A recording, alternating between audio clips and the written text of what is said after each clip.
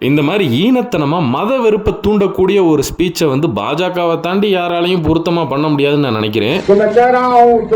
कम से कम 10 मुसलमान लड़की लाओ और उसको हिंदू कितने नौजवान तैयार है जरा हाथ उठाओ.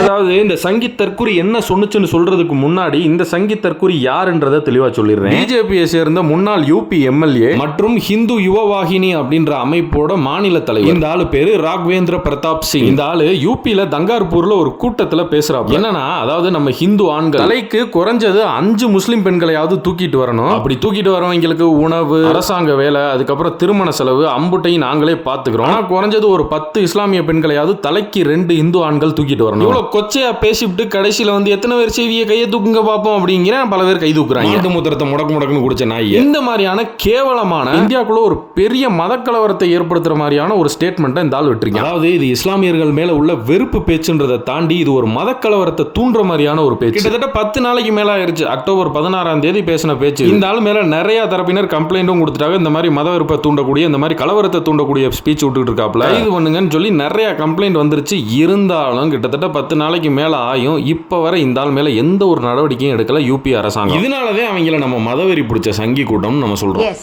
that is, we have to say it with authority. Yes, அப்படிதான்